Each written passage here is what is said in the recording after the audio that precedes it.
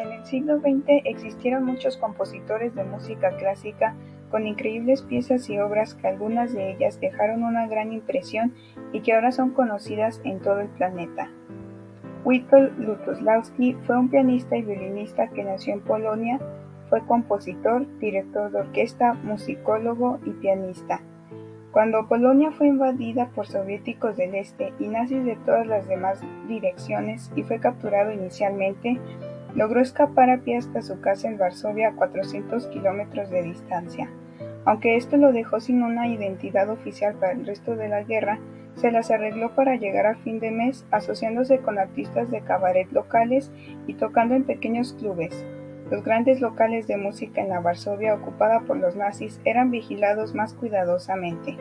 Aprovechando una situación por lo más intolerable, otro pianista y compositor destinado a ser un gigante de la música polaca después de la guerra, Andrzej Panów, formó un piano dúo con Lutosławski. Los dos compositores actuaron en un puñado de clubes nocturnos populares y famosos durante los siguientes años, y Lutosławski arregló más de 200 piezas para ellos.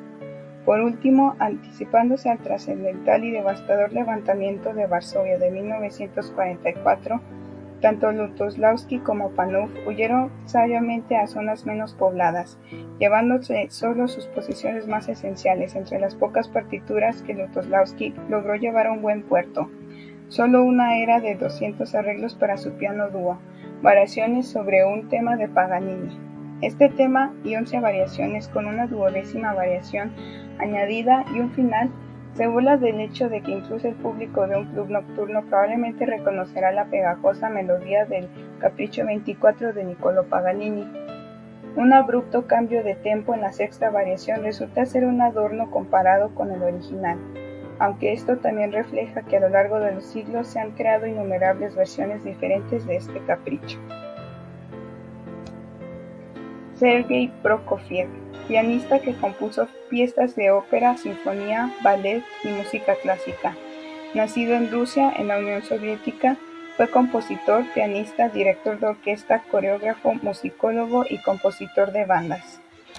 Romeo y Julieta es un ballet en 3 actos presentados en 3 escenas, incluyendo prólogo y epílogo. Está basado en la obra homónima de William Shakespeare. Se desarrolla bajo el marco musical de Sergei Prokofiev. El estreno del ballet fue el 11 de enero de 1940 en el Teatro Kirov de Leningrado, siendo Galina Ulanova la primera intérprete del papel de Julieta. Por otra parte, Prokofiev había compuesto con anterioridad 3 suites sinfónicas con parte de la música de este ballet. Sin embargo, el final feliz, contrario a la obra original de Shakespeare, provocó bastante controversia entre los responsables culturales de la Unión Soviética. Así se pospuso indefinidamente la producción del ballet Romeo y Julieta, debido a la preponderancia del Teatro Bolshoi durante el mandato de Platón como presidente del Comité de Asuntos Artísticos.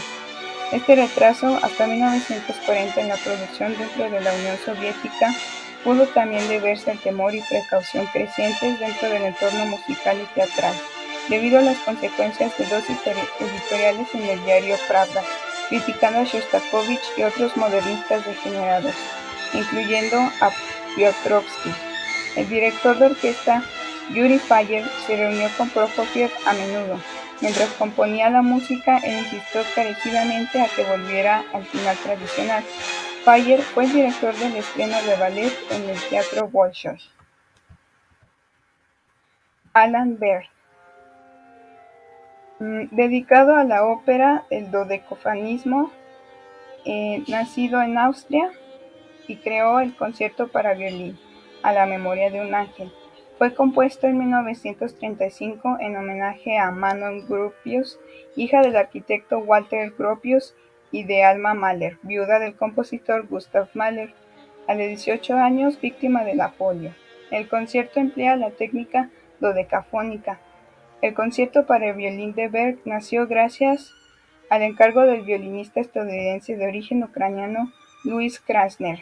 Berg rechazó inicialmente la idea de componer un concierto, argumentando que él no podía ofrecer una obra de mera exhibición, pero Krasner insistió. con la convicción de que Berg podría componer en un momento en que el nazismo silenciaba la música de vanguardia en general y a los discípulos de Schoenberg en particular, una obra dodecafónica que encontrase con la tradición romántica de los grandes conciertos de Beethoven y Brahms. Pietro Mascagni, dedicado a la ópera, nació en Italia y fue director de orquesta y compositor. Creó la Cavalleria Rusticana, que es un melodrama en un acto con música de Pietro Mascagni y libreto en italiano de Giovanni Targoni Tosetti y Guido Menaschi, basado en un relato del novelista Giovanni, considerada una de las clásicas óperas del verismo. Se estrenó el 17 de mayo de 1890 en el Teatro Costanzi de Roma. En julio de 1888, el editor milanés de música Edoardo Songoso anunció una competición abierta a todos los jóvenes compositores italianos que aún no hubieran visto en ópera suya representada en el escenario. Se les invitó a presentar una obra en un acto y las 3 mejores, seleccionadas por un jurado de 5 destacados críticos y compositores italianos, se representarían en Roma a cargo de Sonzongo. Mascagni oyó hablar del concurso solo 2 meses antes de la fecha final y pidió a su amigo Giovanni, un poeta y profesor de literatura en la Real Academia Naval Italiana en Livorno, que le proporcionara un libreto. Targioni eligió Cavalleria Rusticana, el cuento popular de Giovanni, como la base de la ópera. Él, junto con su colega Guido, se pusieron a componer el libreto, enviándoselo a Mascagni a trozos, a veces solo unos pocos versos, esa vez en la parte de atrás de una postal. La ópera, que finalmente representada el último día del plazo, en total se presentaron 73 óperas y el 5 de marzo de 1890 los jueces seleccionaron las 3 obras finales: La Villa de Nicola Spinelli, Rudello de Vincenzo Ferroni y Cavalleria Rusticana.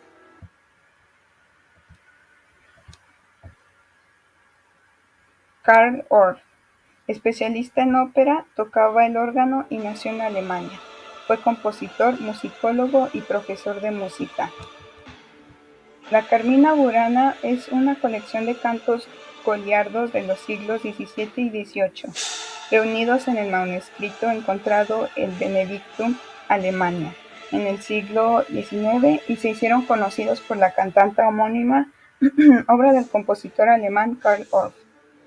Johann Andreas Schmeller, lingüista y germanista alemán, fue quien dio el título Carmina Burana al conjunto de manuscritos en 1847, y el jurista alemán Michael Hofmann, director de los archivos estatales de Würzburg, ayudó a Karl Orff a elegir 24 canciones. Con esta cantata adquirió relevancia mundial a partir de 1937. Karl Orff escogió 24 textos de entre los más de 300 escritos, la mayoría en latín, atribuidos a los goliardos, clérigos y monjes mendigos, que habían dejado su ministerio y que